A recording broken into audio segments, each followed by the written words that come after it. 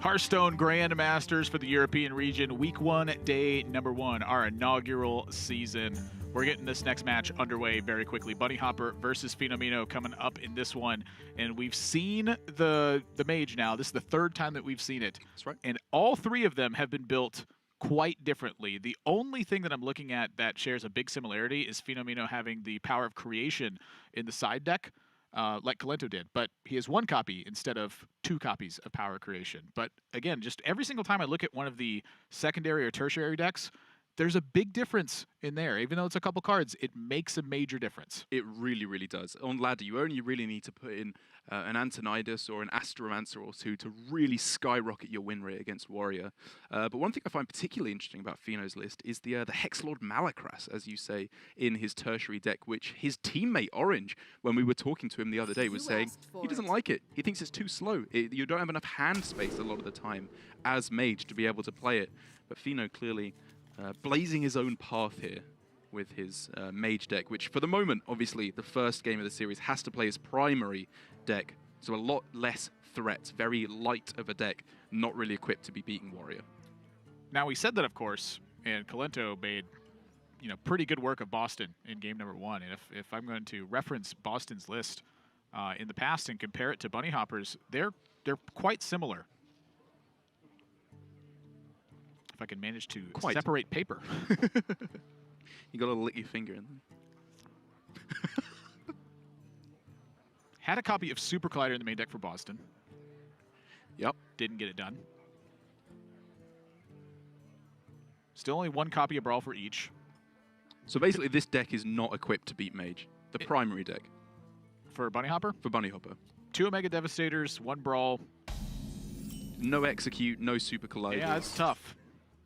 Obviously, the tertiary deck for him with double Big Game Hunter, Brawl, and double Super Collider is significantly more equipped to deal with it. Now, the big thing to really look at there is the difference in tempo that's going to be here, where I feel like Bunnyhoppor is off to a really good start here with Town Crier, Augmented Alec, and with Militia Commander. Yeah. But he just does not have the backup for this. Archivist Elysiana already drawn. I know that at times when I play this matchup, I either feel like I'm super dominant from the Warriors side or a complete reversal of roles. I don't feel like it's close. I can see that. It is a weird matchup, and there's a lot of counterplay that Bunnyhoppor needs to be aware of, I think, in that just tempoing out his minions turn after turn is not necessarily the best way to approach this, because you don't want to make your opponent's Sea Giants and Rabble Mounters too cheap. That can really help hurt your game plan if you're giving them extra minions to cast those Conjurer's Callings. Ooh. Apologize that Bunnyhoppor's camera is experiencing some technical issues. We know that you want to see him think, and so do I. We're going to try to get that fixed as quickly as we can. That'll have to do for now. That'll do, Pig.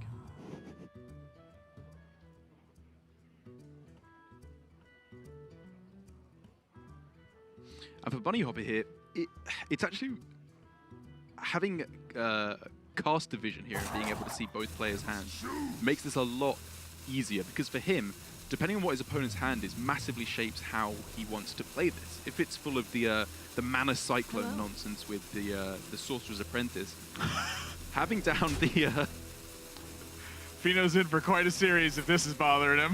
Having down the project could have helped to clear them off. But in the end, he ropes the entire turn and then coins 3 drop. Well, I mean, this is Bunnyhoppor in a nutshell. Yes. He takes his time to think about these situations because he's not necessarily thinking about now. He's thinking about turn 4 and turn 5 and turn 6, helping to develop a game plan and trying to catch every single thing. I actually talked with Bunnyhoppor right after his match with Viper at the World Championship, where he had lost a series in game 5 in a very close 5-game set. And the first thing he said to me was, "I can't believe I messed up in the first game." And I go, "What do you mean?" And he turned 3. He had made a mistake. And that, to his claim to me, was the reason that he lost the series versus Viper was that one mistake. Wow. Why not take your time? Yeah. If you're taking all your time and still making mistakes sometimes, it's just a lot more complicated than it seems like on the onset. I fully agree. And it was not even that easy of a turn. Like, if you coin 3 drop here, you have no follow-up. You're waiting until turn 4 before you can even develop anything whatsoever. And like you said, it turns out yet again that these very self-critical players are always the ones who are rising up to the top.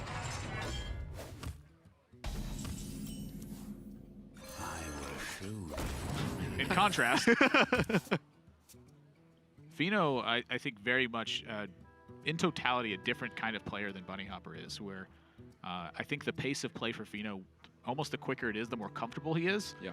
And I felt like, watching players for half a decade now, like, being in your own groove is so important to playing good Hearthstone. Yeah. I fully agree. I think Fino is... trying to think of the nice way to say it. He's one of the most self-confident players, but that's good because he's really blooming good at Hearthstone. He should believe he's very fantastic at the game. And it's kind of in contrast to a lot of the other players where even though he is one of the all-time great grinders, he just was seshing ladder every single season, always getting top 25 at the end. He just gets the game. He doesn't really have to work especially hard to be at the top level, even though he does to perfect his play. He's just always really been up at the highest level of Hearthstone. He just gets it. Picked up his tour stop win in Orange County. That's right. Last year. That was an incredible final between him and Casey. I remember it well. I was rooting for both players very heavily there. They both deserve the win so bad. It is tough to root for both players. It really is, but by golly, I couldn't help but do it at that event. There was just no way I wasn't going to do that. Yeah. And so for Bunnyhoppor here, the interesting turn has arisen where how much do you care about a mountain giant? And if I'm in Bunnyhoppor's spot, the answer is a lot. Oh, absolutely. We've seen in the previous games, like with Boston, where he double shield slammed both the Grave Horrors that came off the giant because you don't want them to copy them again. Conjurer's Call is too scary. Yeah, so if you contrast that game that Kalento had, where he was patient on the giant and just hero powering down a Clockwork Goblin, it's very different than facing down an Augmented Alec, where it takes you 4 hero powers instead of 3.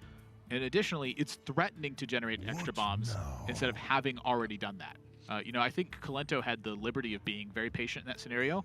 I don't necessarily believe that's true for Fino in this game. I agree with you, and I think the other reason is that Kalento, the only minions in his hand that were good to cast Conjurer's Calling on were the Giants. That was it. Whereas here, obviously, Fino is opted to put the Rabble Bouncers in his deck, which is another very powerful minion to get the Conjurer's Calling. Just visually, the difference between weapons, the way the two players are working is just so grand to me. Fino has already played his turn before it's even started.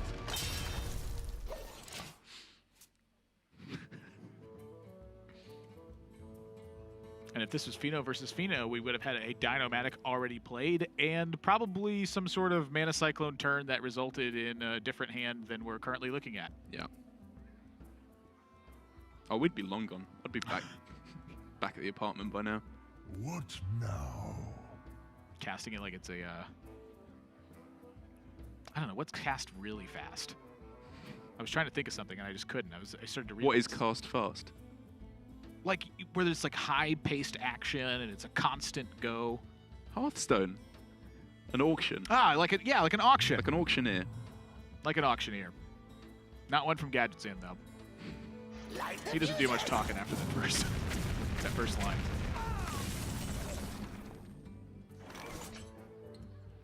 As now for Fino, it's that kind of hand that you end up with a lot where without a mountain giant in hand, no matter how much stuff you have in hand, it doesn't make much difference. Then nothing will make the Rabble Bouncer cheaper here other than obviously your opponent developing, which you can't control.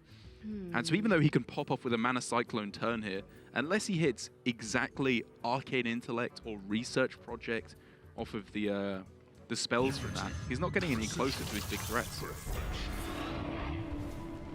I think this is the nice middle ground. Yep. Good old Ziliax. Just a good card. Understatement of the year. And so now how Bunnyhoppor responds is getting interesting to me as well, because if you just Militia Commander here, that's pretty much your last real piece of removal for a bit.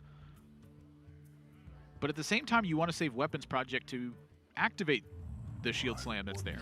Yeah, so, I mean, if you're afraid of a Giant in the coming turns, or your opponent just dropping Rabble Bouncer, we could see Militia Commander Hero Power this turn to clear off the minion. Next turn, Hero Power plus the weapons project, even if your opponent pings your face, still gets you up to 8.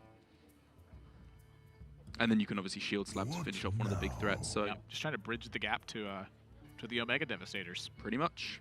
That's really the puzzle here. Much.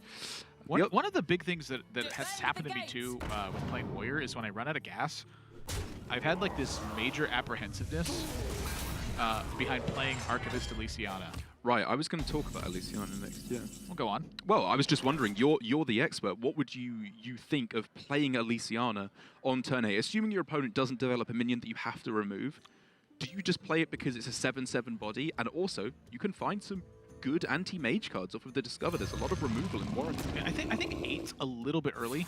Okay. But I've only been in this situation a couple times where I think it's been reasonable to, even consider Elysiana was capable of winning the game. Right. I'm starting to believe that when you get in that situation where you're just out of gas, it's probably better to do it. Now, this is one of the dire situations that Bunnyhoppors run into. A giant came down and it got Conjurer's Calling. You need to clear both, and you can't. What now? I think about that Ziliax now. Was it simply better to just Warpath Ziliax? Right.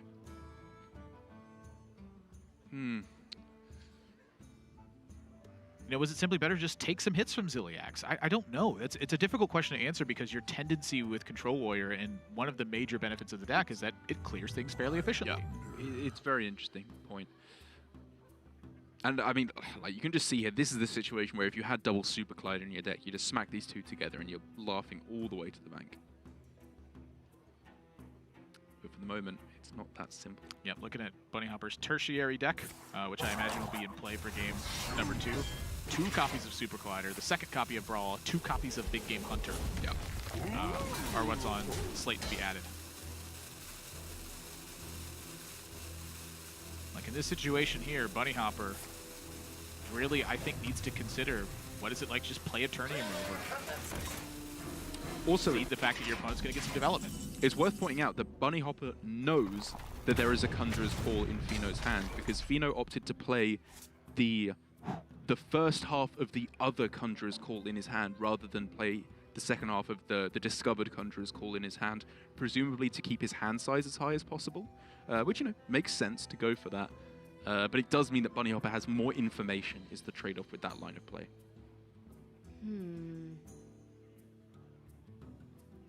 I am really wondering when this Mana Cyclone turn happens.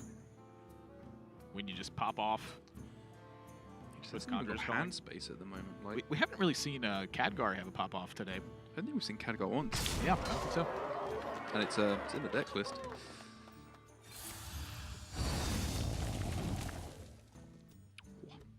Speaking of popping off, however. Yeah, that looks good to me. How many Conjurer's Calling has he got? He's got 1 half left.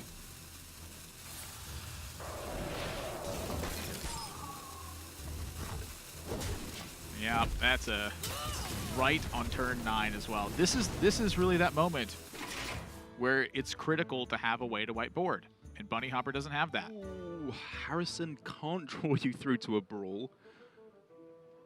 This is really, honestly, this is such a good lesson here from Feno because this is, I think, one of the keys to his success all year long. Was there were 2 things that Feno would do. Number 1, he would wait until it was so good against his opponent's ideal turn to make his power plays, and then number 2, he would just use resources to avoid disaster scenarios happening. He would actively go out his way and make worse looking plays to keep the absolute worst game-losing turn from happening to you. So how has that happened here? Well, he's taken away the ability for Bunnyhoppor to do anything good on turn 9. Like, it's literally only Brawl is the only good play here. Right. Okay, yeah, so it's just making your opponent have the... yeah, like if you do this on turn 8 and your opponent has an answer, like, you have no way to disrupt them on turn 9. They're free to just develop and bridge the gap. Yeah, that's fair enough, but for the moment it does just look like Bunnyhoppor is, like you said, unable to deal with what Feno's throwing down.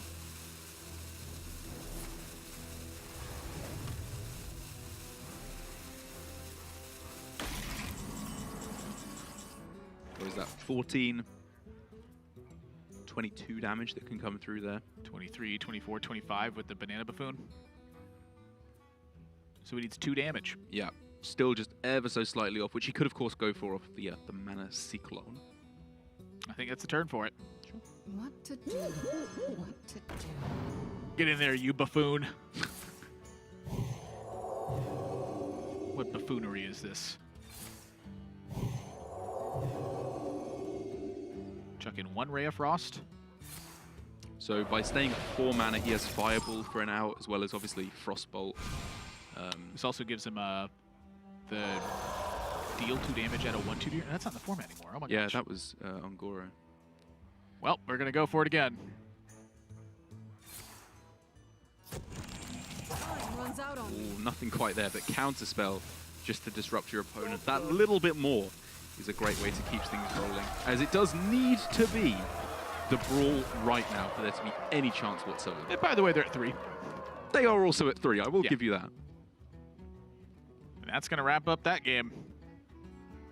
Bunnyhoppor cannot fight back with the cards in hand. And this is a really interesting development for how I think the meta will shape out overall over the next few weeks, because it looks like this kind of build of Bomb Warrior that's very light on removal, much more tempo oriented, doesn't seem to beat this mage. It just seems to lack the threats that you need to disrupt their power turns. So maybe, even if we're seeing a lot of Bomb Warrior still in the coming weeks, if the rise of mage, as was predicted by Tice, comes to fruition, we might see a slightly different primary deck being thrown in there, perhaps with more Super Colliders like we saw from Boston, 2 Brawls being run in each list, just a little bit of extra removal to actually fight back against those giants. I mean, Warrior is not doing well in game count in our first day here. It really is not. It is not. It's doing the opposite, aside from Silvername. He was, yeah, the one winner, but it was against ball control, so it doesn't really count. Those are easy games, right? Right? Right. That's Wrong. what you set me up for. Wrong. Okay. Well, we got to go a quick break. When we come back, we're going to find out which decks they're going to be on. It looks pretty obvious to me, but, you know, surprises are always a miss. We're going to find out if Bunnyhoppor can use his tertiary deck to fight back against what Fenomeno thrown at him. Don't go anywhere.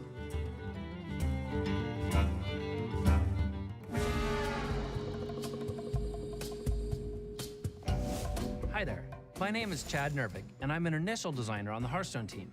I'm here to talk to you about the devious mechanics coming in the next Hearthstone expansion, Rise of Shadows.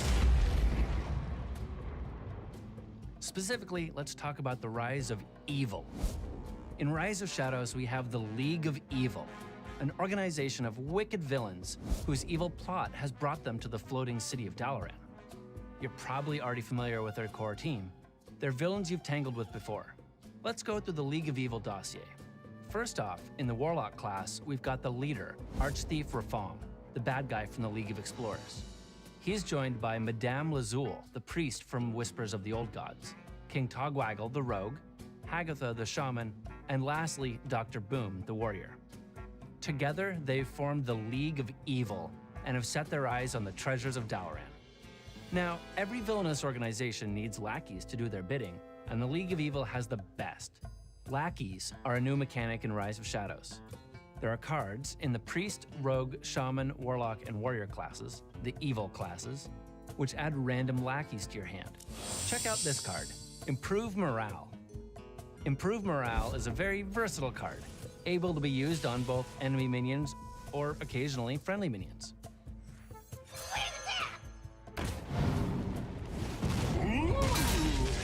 My blade. There are 5 potential lackeys you'll receive. They're 1 mana, 1/1 minions with useful battle cries. We designed them to be valuable in most situations and occasionally awesome in the right situation. Lackeys don't stop here either.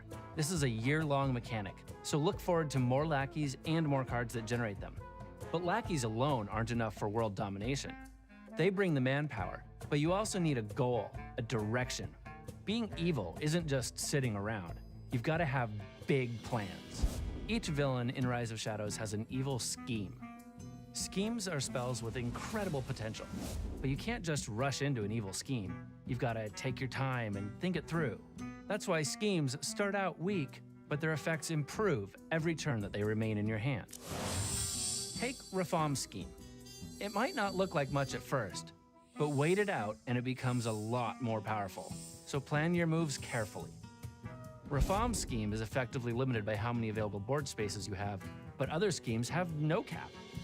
During the development of Rise of Shadows, we experimented with many different mechanics before finally landing on what we know today as lackeys and schemes. Lackeys used to be called evil Zugs. Before that, they were named Marks of Evil and were a currency that were generated by some cards and spent by other cards. We found that the requirement to draw both pieces in a proper ratio made them unreliable and not as fun. So we turned the currency into the payoff itself, similar to spare parts from Goblins vs. Gnomes. Schemes used to be spells with random additional effects or with additional discovered effects. The concept was to make an adapt-like mechanic for spells, but it proved challenging to find interesting bonus effects that worked on any spell, and also make interesting spells that worked with those bonus effects. As you've probably already guessed, the villains we'll meet in Rise of Shadows will be back in new different forms. But I have one more exciting set of cards to share with you today. Callback cards. Each evil villain has brought a card with them that harkens back to the set they were originally from. Each of these reuses a previous mechanic. We've already revealed Madame Lazul's callback card, Forbidden Words, which is a throwback to the forbidden cards from Whispers of the Old Gods. Now, let's see what Dr. Boom is bringing to the Rise of Shadows. A new Omega card, Omega Devastator.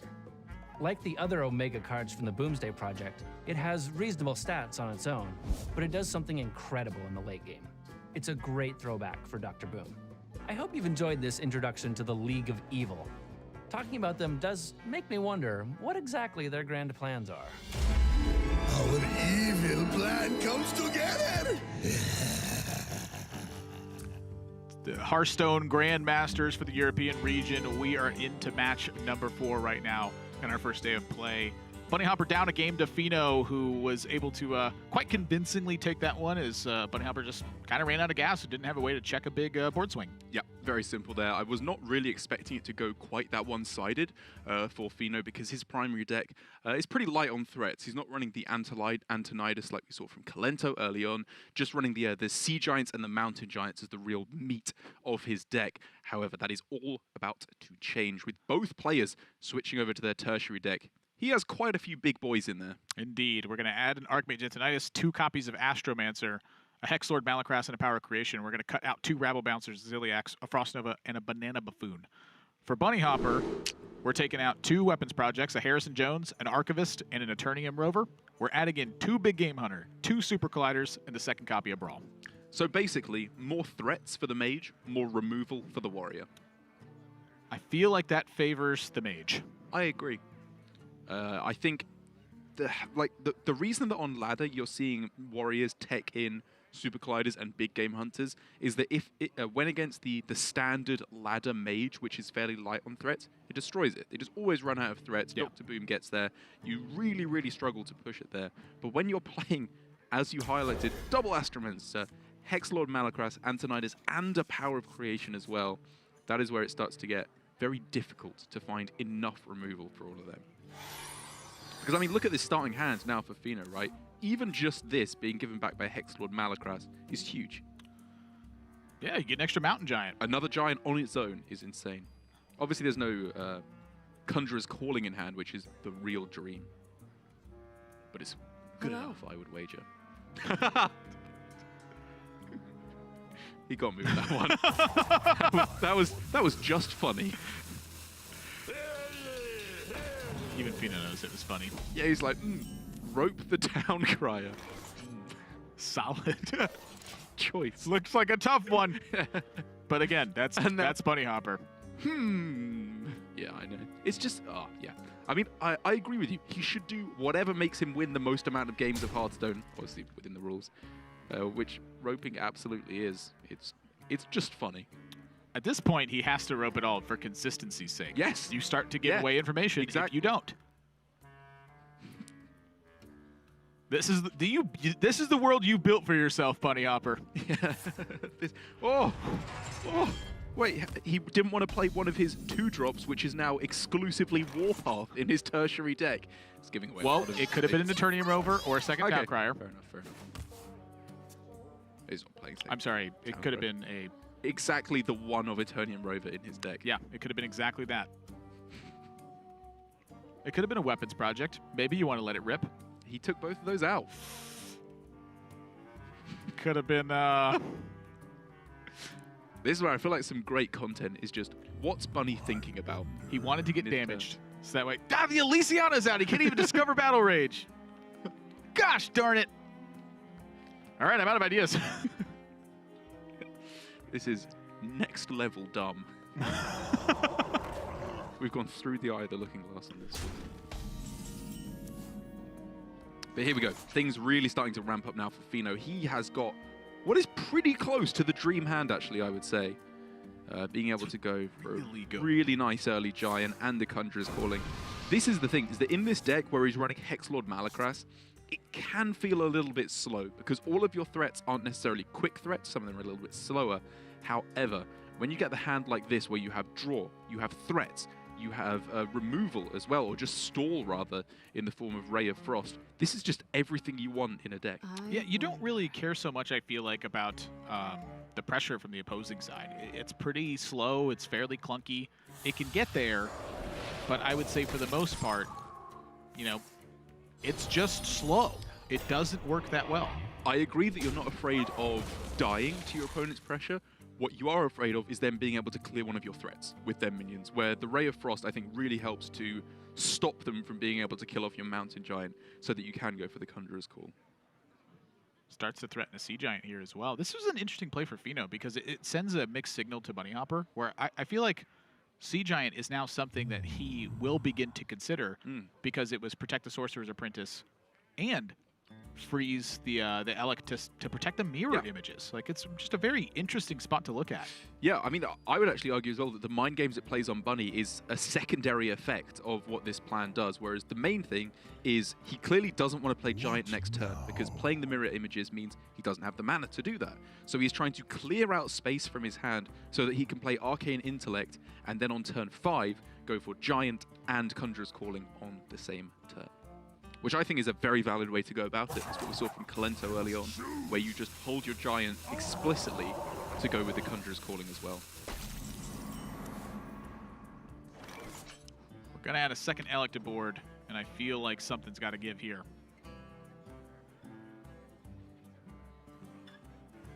To be fair, this is just a decent curve for Bunny.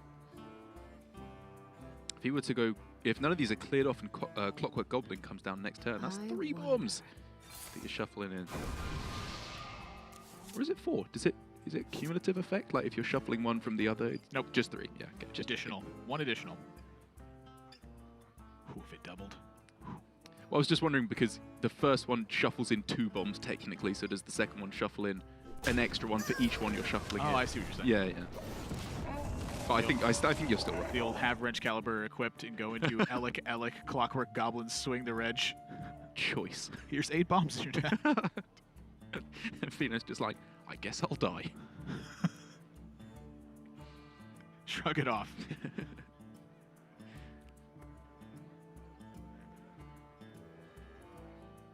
Still does a reasonable turn though for Bunny. Like, tempoing out here for him, it doesn't accomplish much, but it's not bad. It keeps the pressure on Fino, which means, you know, maybe he can kill off one of the Giants. Maybe it means Fino can't make the absolute dream plays he wants to because he's under that little bit of pressure. Correct. The dream plays are pretty much null and void here for Fino because if it's Giant into Conjurer's Calling, you know, Super Collider is ready in Bunnyhoppor's hand.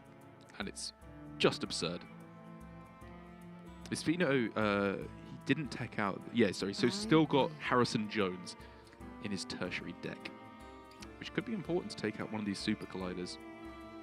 That's the lone way to stop a Super Collider, though. You know, Colento had a copy of Frostbolt in there as well. That's a good point. You think about Colento's anti-aggro list, some of the cards did serve the alternative purpose, like the Frostbolt. Being able to just stop a Super Collider for 1 turn is enough to pay off. It's huge. On the Conjurer's Calling. Because that can just bait out a Brawl. Or if they don't have it, they're just dead. It just deal 16 damage, and then they have to take 8 more to use the Super Collider. Low flare. You can't not go for this. Yeah, it's pretty much the only thing he can go for. With this much meat in your hand, you need to start getting some of it onto the table. I mean, perhaps he's able to wait. You know, I think that there's a chance he is, but it's really tough. You just go for it.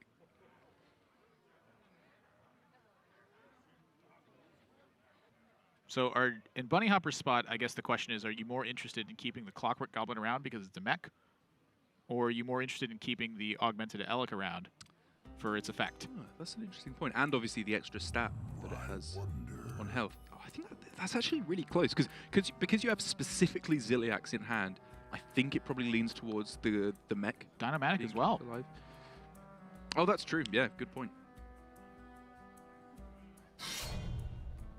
And because you have no shuffle cards in hand either. Always hurts when it's the Grave Robber into the Giant. Yeah. You'll just lose a minion. Yeah, that was the best outcome there. Wow, keep the mech around. Kind of weird. I like it. I think it's a good point you bring up, and I think you made the right choice.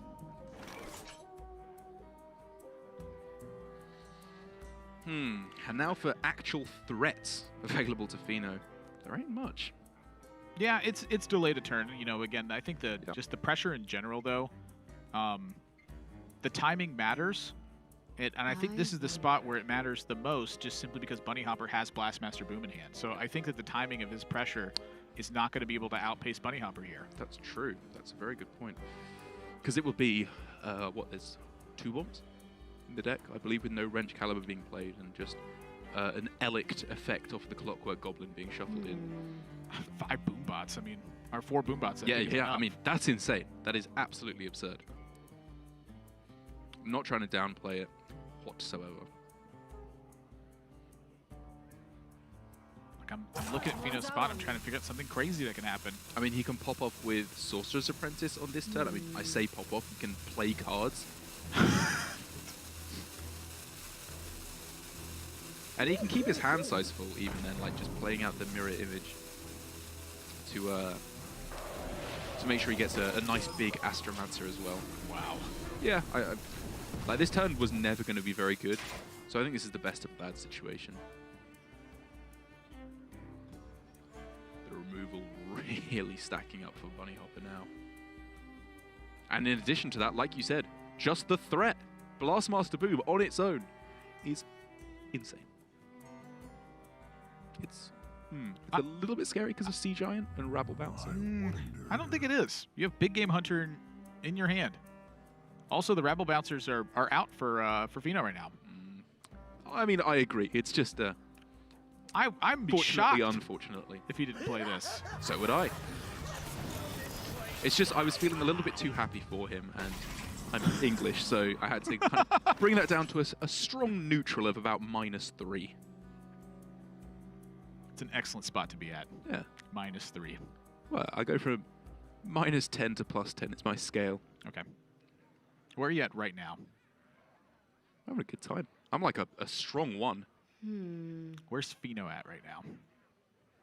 He's just been Blastmaster boomed. That's like easily a -6. Okay. Actually, I should probably reevaluate that. If that's the scale of all things that are possible to happen in the world, -6 is probably a bit strong. I wonder. My calculations are flawless. I bring life and hope. That's fine. It's up to a -5.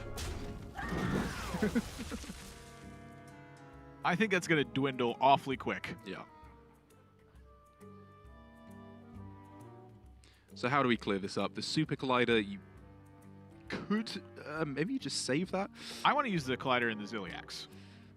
Yeah, I guess the big game hunter is very valuable resource. I think it's also fine to use the Militia Commander. I was just thinking exactly for turn 9, clogging the hand a bit. Do you ever want to make some of these bombs die so that the thing I was talking about of Rabble Bouncer and Sea Giant becomes a little bit less scary? Well, again, the Rabble Bouncers are out. They have been removed. Oh, they've been taken out. Oh, sorry, my mistake. Okay. For the So tertiary. it's just Sea Giant. Okay, in that case, I guess you're happy just happily plodding along. Will attach to the Boombot. The Boombot now has Lifesteal and the Death Rattle effect as well. Oh, yeah. Cool interaction Yeah, that is for, a cool interaction. for those of you who have not experienced that yet. You can just call me out, Nathan. It's all right. I get it. Well, when it hits for 4 and you get 4 more life on top of that, you're like, come on, Boombot. Like, how much can you do? That doesn't even make sense. How did that suck my life out? It's just a bomb. And here we go. Just trying to pop off with Luna as the way to stay alive, really, more so than anything else. Well, I mean, this is a great turn for it, though. So the problem is Khadgar gets drawn immediately, so that stops the cycling. Does it? Can you afford to just play it to keep drawing? I guess, yeah, you go for the magic trick first because it puts the card on the right-hand side. Stuff is appealing. Icicle's appealing as well. Just magic trick is also appealing. Although I guess you're running into hand space issues then, but it's a 0 mana draw a card and discover a card.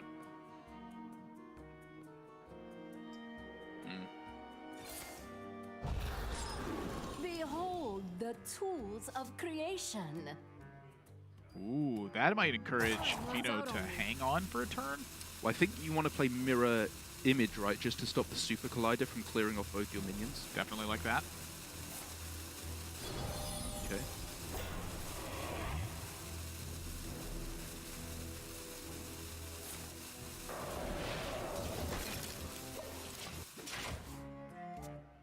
That's interesting. Yeah. Why would you do that? Oh, maybe it's in the face of Warpath? So if Bunny Warpath's here, all the boombots activate, and your mirror images maybe get to soak up some of the hits. Okay. That doesn't convince me. That is surprising, though, because I was fully anticipating you save the Ray of Frost to freeze Dr. Boom again next turn. I'm anticipating if Fino doesn't have something colossal happen next turn, he's not in the game. Yes. So, No. I fully agree. And so, yeah, I can see it both ways. I wonder. Defend the gates. This game is weird.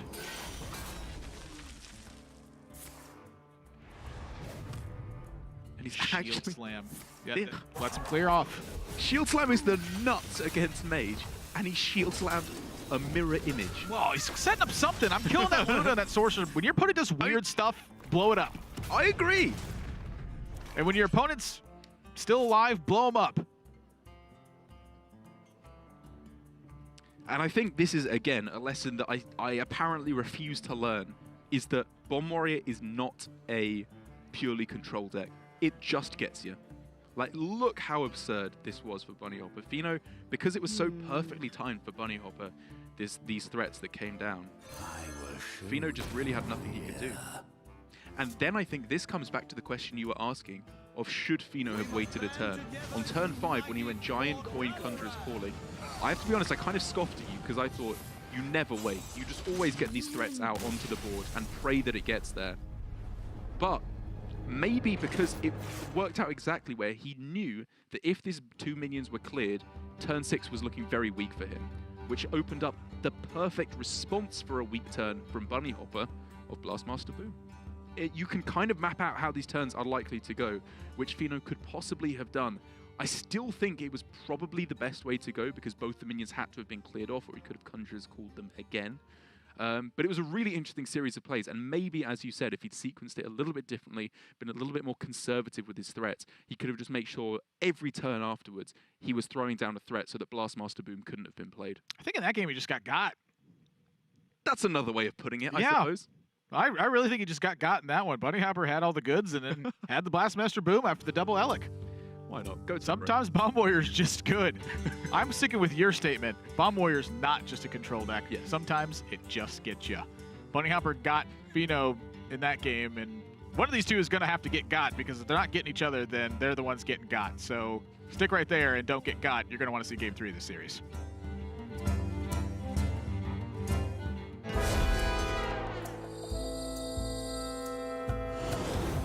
Welcome to Dalaran.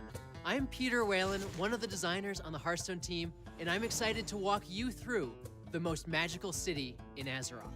Dalaran is home to the mightiest mages the world has ever seen, including the very aspect of magic himself, the Dragon Kalikos. This is the perfect setting for the League of Evil to strike, a floating city filled with magical artifacts. Its streets are lined with powerful magical wares of all kinds, and even the statues and tapestries come to life. But while the League of Evil have some tricks up their sleeve, a city of mages is far from defenseless. Mages will, of course, take part in the defense of Dalaran, but they're not the only ones. Hunters, druids, and paladins have all taken up arms to defend their city from evil. Take, for example, the leader of the Dalaran City Guard, Commander Risa. She's a 3-mana, 4/3 paladin minion, and while she's in play, your secrets trigger twice. She's laying magical wards throughout the city, and when she's around, they're twice as powerful. That means Noble Sacrifice will summon 2 2/1s, and only one of them will die. Redemption will summon 2 copies of a minion that dies, and Hidden Wisdom will let you draw 4 cards. But powerful champions aren't the only thing the Dalaran defenders have in store. They also wield a new keyword, Twin Spell.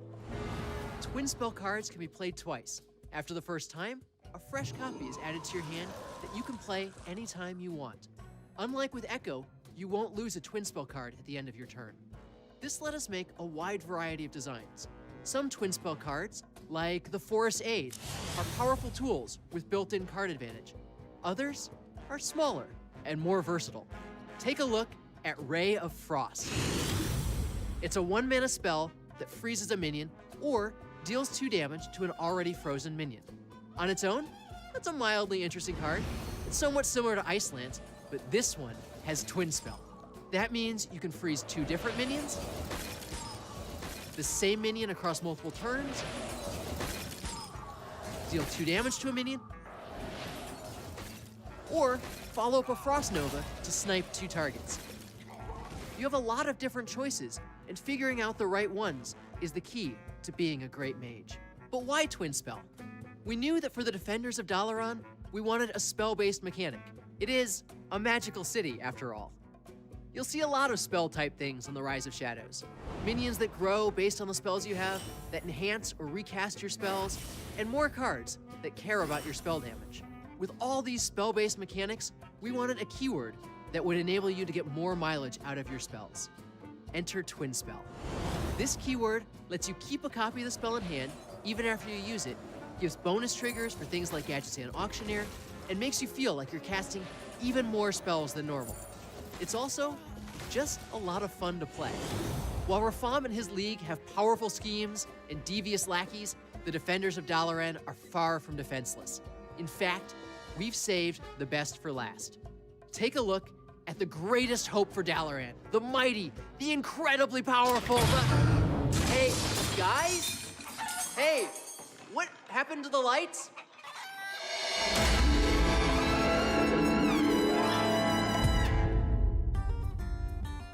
It's the Hearthstone Grandmasters for the European region, and we have discovered the mythical city, not of Dalaran, but of Game 3. It's our first one of the day, Darok, and I have to say, I'm a bit worried for Fino in this one, because seeing that Hexlord Malakras just absolutely have no potential to do anything in that game has me worried. It does indeed, and I think that is exactly what he needs to be afraid of, is tempo from his opponent. Just Bunnyhoppor going too quickly onto the board with Blastmaster Boom in particular. However, I think for Bunnyhoppor that was a particularly good sequence of draws there, with getting the obviously the Super Collider to deal with all of Fino's threats, and also getting a very timely Blastmaster Boom as well.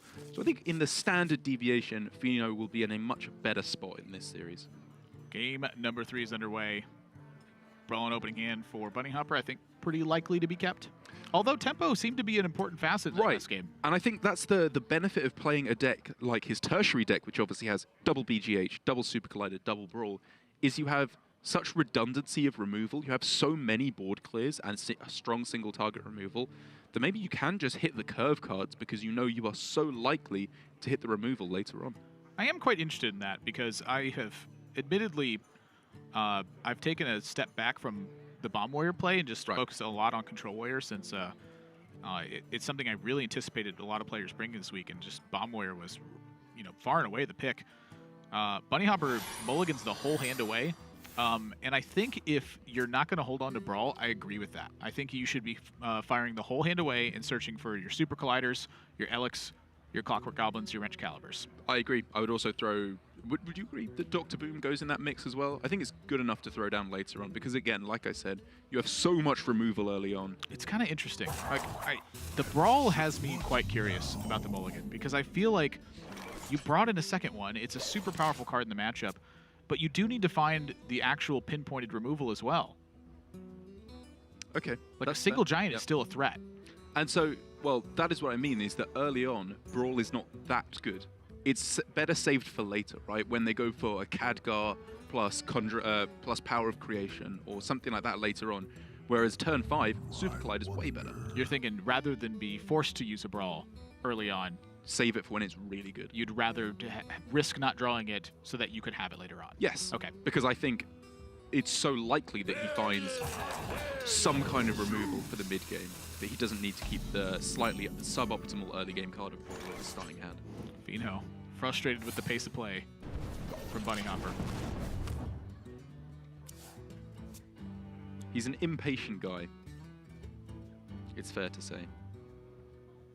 Well, get ready to roll your eyes again then. Now that we've got that attack out of the way. That was always happening. Yeah. You know that one's coming in. That's my favorite part of playing Hearthstone with somebody as we're playing the same game, is we go into turns, we go, well, we always know this is happening, and it's like the most obvious thing. And then you figure the rest of the turn out, which always ends up in a horrible mess because you're in that mindset of this is always happening. Yeah. It goes downhill real quick. Yeah.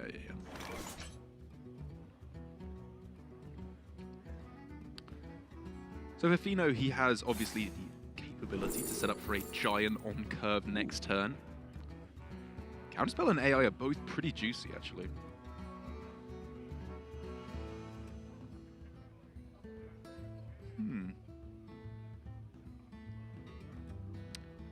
I guess because he doesn't have the Conjurer's Calling in hand, he really needs to turbo through to that.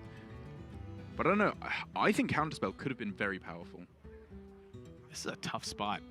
I think I personally take the AI as well. I think I probably would as My well. debate is the coin. Do I coin the What to Arcane do? Intellect here? What to do? So You're floating 2 mana. Yeah. I mean, well, you're pinging a 1/1. It does something, right? Is that really anything? So I think Because then you're occupying 3 mana next turn, which means you float a mana. Right. But I think the problem is that the coin is going to be very likely very valuable in this matchup. Like we saw, turn 6 in the last game, he did nothing. He basically just floated the entire turn, just playing out a Banana Buffoon or some nonsense. So being able to coin into an Astromancer on a later turn could be very powerful indeed. I think it's just the fact that his hand is just kind of bad. Like, you just need something here. Yeah. And for Bunnyhoppor, it's pretty rare that I just want to jam down Omega Devastator because I love holding onto that card, but this is the spot. You like just tempoing out. Oh, yeah. You have Ziliax in hand, you have Super Collider, Militia Commander, Dinomatic. Like, where are you going to lose tempo this game if you stick a Ziliax onto an Omega Devastator? It's true. What does that go up to? 7 attack? 7/7 Divine Shield. That's true, actually. So if you go Omega Devastator here, Ziliax to magnetize onto it, and then the 1/1 as well, perfectly takes out a Giant. Yeah. I like the sound of that a lot. Sometimes Chill Wind Yeti. It's just good enough. Pretty chill. And I think Fino here might be forced into playing a Giant. So how does it shake out for him usually? If he gets hit with Big Game Hunter, obviously he's miserable. Oh, well, he's just dead then. Yeah. Sometimes... What to Okay, do you think if you were to just cover up your opponent's hand there and pretend that you're Fenomeno, do you think you ever make the read that Ziliax is in hand? Does the tempoing out of the Omega Devastator indicate that there's a Ziliax in hand? I think it opens the possibility more, like in a weird technical sense, but I don't think you have a solid enough read to really make that distinction. Like, Bunnyhoppor's had no opportunity to play Ziliax, and it's very likely he just plays the Omega Devastator anyway. You're not doing anything. You just coined an AI, so, you punish that with tempo. Fair enough. Yeah, I think I agree with you. I think he's got to go for Giant. He could go Evocation, Giant, Mirror, Image, which protects it against... Yeah, I'm okay with that as well. Yeah, traded into with minions. Or Ray of Frost. I This like does the the Ray same of thing. Frost, because the Mirror Image will discount, technical discount the Sea Giant. Yes. Okay, yeah. You want to save that for a little bit. It does play around the Ziliax very nicely indeed. Oh, Doesn't play around that boy. though. And A this is huge draw. the quickest turn you will ever see Bunnyhoppor make in your life. That is a guarantee. Oh my. Whoa. Huge Game Hunter. Leave this man's game. You are uninvited. That's just not fair. Yeah. Good luck. He could have gone like mirror image giant. I think you got to try to pop off here. I think if here it doesn't happen, it's not happening this game. Oh, he can still play. Yeah, sorry, he can still play the giant on this turn, just with the Sorcerer's Apprentice put in as well. I like this a lot. Yeah, it's just like, look what just happened. Like, you got to do something here, or you are not winning the game. I knew that the BGH was going to come off the top. Felt it in my toes. Deep in those Darrock bones. That's what they call him. They've been calling him that for years. Old Darrock. Darrock Bones Brown. Darrock deep in the bones brown. There we go. Not sure which one sounds more suspect, to be perfectly honest. And this is a good spot for Fino also to make a development push like this because of the way Bunnyhoppor's some of the removal interacts. Like, you think about board tension against some other matchups, for instance, where the chip damage is going to be massive. Yeah.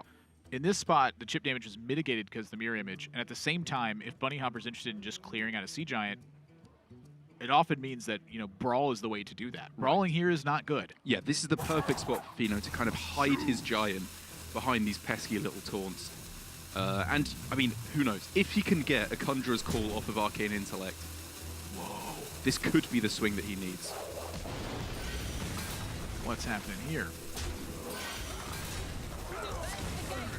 What shenaniganry is this? How? Wow, I did not see that play. That was sick. That was sick. That was way better than Brawl, because Warpath is not a very good card in the matchup. Brawl is. Really nice play there from Bunnyhoppor, Yeah, I think. I mean, and to be fair, Brawl sucked in that spot, but he found a way to utilize Warpath in a situation where I thought he was just going to have to, you know, kind of sling it back and just go, well, if you're going to muck up the board, I got to do the same. Instead, he mitigated the board pressure. It did suck, but it was tempting, because you know that stuff can go wrong if you leave a siege out. But I guess the way that you respond to that is by just playing Brawl. And now Bunnyhoppor's, you know, gassed a bit. So what does he do? He might not do anything. Hero Power Pass? I mean, your opponent has just completely dismantled your assault. Yeah. I don't think that Ziliax or a 3-4 is really bringing the beats at this point. I think you have to start thinking in defensive measures here. So maybe you can Ziliax as a preemptive play? Because it's very often the fact with Conjurer's Call that the minions are not quite the same size to be killed with Super Collider, right? Yeah. You need a little bit of extra helping hand to get over the finish line, and because obviously he could not play 2 5-mana cards next turn, like you said, preloading the Ziliax, I think might be a good way to make sure he can always kill whatever comes out with a Super Collider. I must choose. Unity, precision, perfection. My calculations are Wow. flawless. So custom. That was quick! That was super quick. I thought that was like an alarm bot effect that was triggering like before the turn ban had even gone away. And you mentioned it, the minions are not necessarily the same size, and so it needs that little bit of oomph from Ziliax to get this done. Super Collider the 3/6. Yeah, works out beautifully. And you can even just fit in the Clockwork Goblin as well. Ooh, I wonder if there's any merit to not using the Clockwork Goblin. Although I suppose if Fino played Sea Giant, you're happy with that, given you have the Dynamatic to pay off. Yeah. So if you have 2 minions on board, yeah, that perfectly allows it. I think you're just fine then. Yeah, you just trade in and Dynamatic. But it's an interesting point. You could save it for a potential Doctor Boom as well, where every single minion is just removal. But by playing it here, it kind of sets up for a removal next turn. And Fino certainly is going to be interested in Harrison Jones this turn. Oh, yes. Oh, yes. Which, it's worth saying, he would get another one off after he plays Hexalord Malakras for if the other Super Collider comes down. Okay. So he gets to clear off Ziliax here. It's not the worst. The Curio Collector, I believe its name is. +1/+1 whenever you draw a card. Yep. Not going to be able to stick around for too long here. However, now we're seeing a very different game with Malakras where, you know, this board state has stayed fairly even.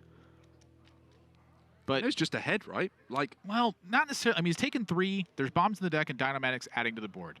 okay, yeah, okay. So I think you're in trouble, but I think that you can get out of it is really the key factor here. You know, Bunny's pretty gassed. He needs that boom. Either one, to be Boom, honest. Omega Devastator. Yeah, Blastmaster. Light the fuses! You know, we're reaching the point where Big Game Hunter and Super Collider still may be enough because of the tempoed pressure. Oh, boy. And to be fair, if Fino doesn't roll, if he rolls double Mountain Shine, assuming here, sorry, that he goes for Giant Conjurer. Well, what else you gonna do in this okay. spot? I just wanted to clarify my point.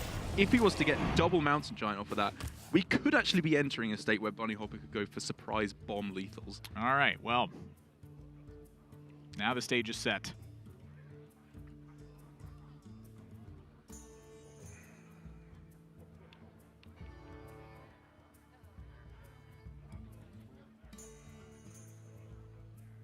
What now? So you pretty much always start with Shield Block, I'm thinking. Unless you want to save that for powering up Yeah. the Shield Slam. I'm thinking about a lot of different things here, and the first one that comes to my head is, can Bunnyhoppor afford to do close to nothing this turn? To me, the answer is yes and no, where the no side of it is you don't have really the backup to get this done. Yeah. So I think you do start with Shield Block. And so now that's happened, the question is, what are you going to do if Fino does not really do much on the back end of this? He says, you know what, this is just enough. Bunnyhoppor didn't respond to this properly. Hit you for 15, draw some cards, go. That's a bad scenario for Bunnyhoppor.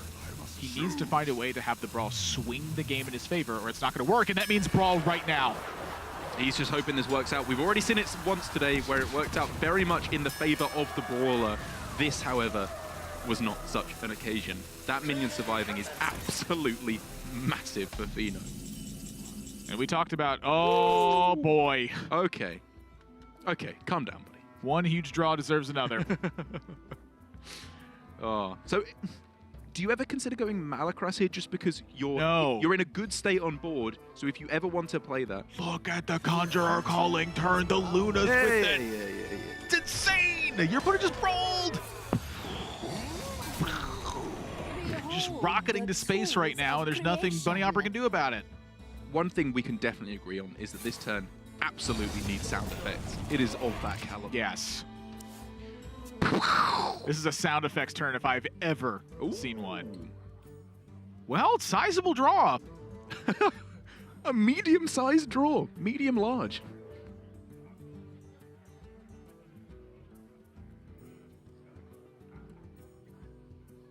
So what are we hitting? If you hit the one in the middle, If you hit the one in the middle, it it has a chance to- of hitting the giant. Do you prefer that?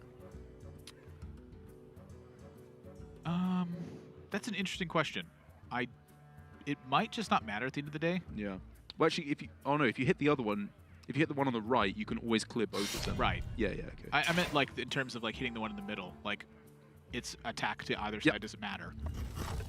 Yeah, I think you always want to be able to clear it. Yep. Light the fuses! Wow! Whoa! Wow! It's not quite supposed to happen that way. That's so good. I mean, like, And now Khadgar gets drawn after the Conjurer's Calling gets used. okay. We got a game here. So for the Malacras, there wasn't a Conjurer's Calling in the starting hand, I don't believe. Mountain Giant, Elemental Harrison. Evocation, Harrison, and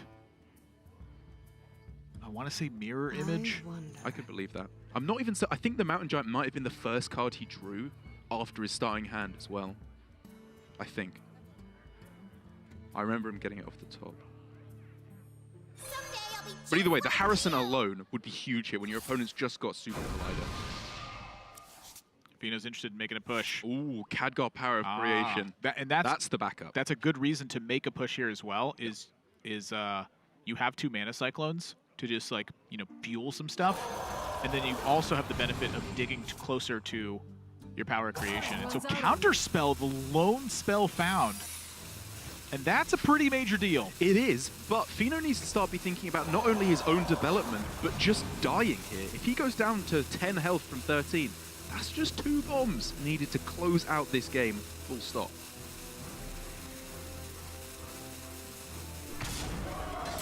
But even then, he's thinking, I'm not playing around that nonsense. I've just got to kill my opponent. Oh, boy. Ooh. That's a full clear. Well, do you need to full clear in Bunnyhoppor's spot? You know, at least 3 damage is getting sent to the dome. Okay. Because you need to set up for the double bombs. That is a portion of what your deck does. Do you need to? Fino's got 7 cards left. I think you need to. Okay. IMHO. Thank you for your honesty. In my honest opinion. It definitely doesn't Oh, I mean got help. that. Yeah.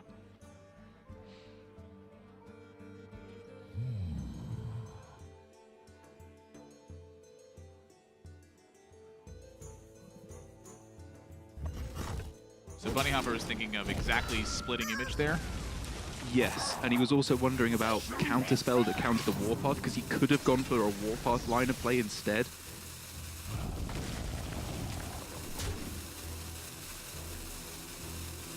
He knows it's not Ice Barrier, he knows it's not Vaporize. He's allowed to just put this space if he wants. Oh boy. Here we go. Okay, he's safe for the moment. He gets to make his play. Which, as we can clearly see, Fino is loading up. I mean, that may be the last turn that Bunnyhoppor actually gets to attack face as well. The gates are open. We like those taunts. Wow. And there's a counter spell in place. Yeah. The gates are open. Off of the one spell that came off of a Mana Cyclone as well.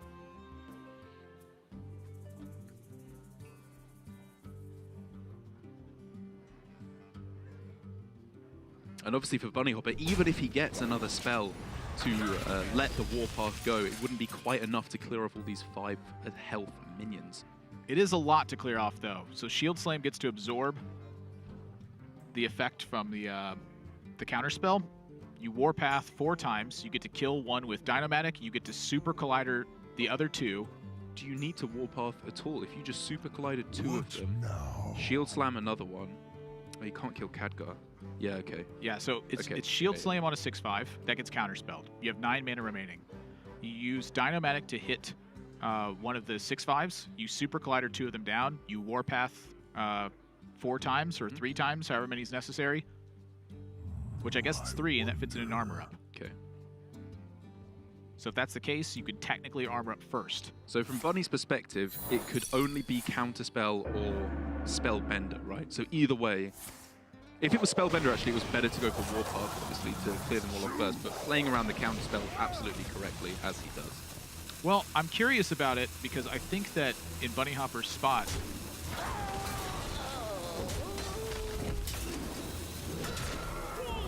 yep, this looks right to me. Yep. You know, you just hope that the bombs pan out. For good measure. Why not? Mana efficiency. Let's have a little fun. Banana Buffoon My Astromancer. calculations are flawless. 9, 14, 15, 16, 17, 18, 19 damage represented, plus the Arcane Missiles. Dr. Boom Mad Genius gets drawn! Off the top. But that's the worst hero power. So how much damage are we looking at then? 22. I count 16, 22. 18, 19, 22. I agree. 22 is lethal. That's exact lethal. Are No you way! kidding? Exact lethal! Because of Banana Buffoon. Because of Here to save Banana the day. Buffoon. Not the Core Hound, not the Astromancer, none of that nonsense. That monkey banana boy is here to save the day. The monkey made the Core Hound. Unreal Fino. That's a close game 3 that happens there as well. 2 of those 4 cards in Fino's decks are bombs. Is that right? I think you might be right. I'm not sure about the exact thing. It might have been one was drawn at a certain point, but I think you're correct. You could be right about that as well. And either way, for Bunnyhoppor there, it really does just show, I guess, how you want to approach that matchup as Bomb Warrior, where even though those removal cards are so important to make sure they can't go off to an early explosive start, later on in the game, you just want to be finding Blastmaster Boom, obviously the Boom Mad Science, Mad Genius as well, to get those value cards and rush cards in play just to make sure that you can try and tempo them out. Another demonstration here of the Hexlord Malacras as well. That was something I was worried about, was the inefficiency of that card. Yeah, that's exactly what useless. It was useless. Yep. A second power creation or a Caligos would have been fantastic in that spot. Bunnyhoppor, couldn't manage to get control of the board even still beyond that. Fino just had so much stuff to do. And so when it really boiled down to it, you look at that brawl risk that Bunnyhoppor took, and I think that was the correct call in hindsight. I have to give my hats off to him on that one. Having just a 3 attack minion, attack face would have been the game. What a series. Good series. It sounds like we got Fino on the line for an interview. Fino, can you hear us? Hello, guys. Yeah, can you hear me? Yes, I can. Congratulations on your win here. Cool. Looks like an awful stressful one for you there. Does the timing from Bunnyhoppor's side, does that get frustrating to you at all? Talk to me about your play and what's making you most comfortable in your matches. The coin, admirable. The coin made me really comfortable. I'm not gonna lie. Yeah, the first game I knew that if he had Super Collider there, I was in a super rough spot. Like my game plan is always to just play the giant and Conjurer's Calling it. Because if you just play, there's so many ways that his his side deck can deal with it.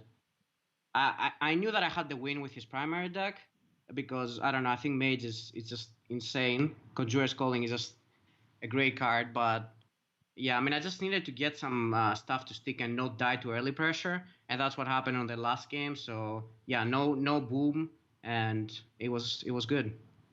Talk to me about your preparation for this one. A number of players have brought Mage, and it seems like everyone's coming up with some different lists. Talk to me about some of your specific choices in here and what you do and don't like. I'm not gonna lie. I think Mage is straight up the best deck right now. It just doesn't run out of gas, I think, and I think my decks were even bad. I think my deck versus Warrior was the one that I played the least when I was testing, and I just put greedy stuff there, which I would never play again. If I could resubmit my deck, I don't think I would play Antonidas or Malacras or even probably I wouldn't play Power of Creation, I think. Because I thought it came down a lot to the value game when you play against Warrior, but that's just not the case. You just get out-tempoed. That's how you lose. You don't lose by running out of stuff. You just lose by getting out-tempoed. So these cards really don't help because you can't just play Hex or Malacras. It's an 8 mana 5-of. You never have a good... You always either want to pressure or you want to just stay even on board, and Malacras is not that, so I would change my deck if I could. But only that, the other decks are perfect. And so you say you have a couple of things that you'd like to change. How do you think the other players and the meta in general is likely to develop as the weeks go on? Do you think it's going to be as Warrior dominant, or are things going to shake up a little bit? I think people are going to switch to Mage a lot, because Mage is already doing great, and I think, other than my Warrior list, I think I had the best lists. Compared to the other Mage decks that I saw. So I think it's gonna be more Mages. I think my deck against Rogue, which is my secondary deck, is super good against it. And I found it out really late. I found it out 2 or 3 days ago. But I think it's really good against Rogue. And I just need to find the right deck against Warrior. Probably Bomb Warriors, because I think Control Warrior is just unplayable right now. And I think if I find the right the right deck to beat Warrior, it's the best lineup. Yeah. Well, it's a pretty fantastic performance, and it's always a pleasure watching you play. And then furthermore, the contrast in the pace of play that Bunnyhoppor sees is just a cool contrast. So congratulations on your win here, and I'm really looking forward to your next matches. Thank you. Thank you. What a guy. You never have time to just play Hexlord Malacras. It's an 8 mana 5/5. Duh! It is interesting, though, because, we heard from his teammate Orange, he clearly didn't like it. So I wonder if he just didn't consult his teammates at all, just copied a deck list from one of the other players, because he didn't really anticipate they'd be playing the tertiary deck that much. But it turns out, in a field that is dominated by Warriors, the tertiary deck is going to be his go-to deck. Yep. I do want to talk about his secondary deck just real quick at that point, too. Acidic Swamp Ooze, 2 copies of Halftime Scavenger, 4 mana, 3/5 stealth, says Overkill, gain 3 armor, and 2 copies of Water Elemental. I think it's just a pretty standard anti-rogue list, or I should say it's intended to be an anti-rogue list. It's not one I've seen personally myself, but a lot of the cards make sense. I think Halftime Scavenger is a very underrated card, full stop. in Hearthstone, especially in this mage deck where stealth is really important a lot of the time to get the guaranteed hit of the Conjurer's Calling after you've gained that little bit of armor. And the Water Elemental just stop the Waggle Pick. Perfect. Freezes them right in the tracks. So that's our 4th match in the books, which means that we have one more today for the European region. It'll be our 5th and final match, and then over to the Americas for their Grandmaster series. So if you're stuck around for the whole thing, thank you very much. If you're just tuning in, we got one more for you, so don't go anywhere.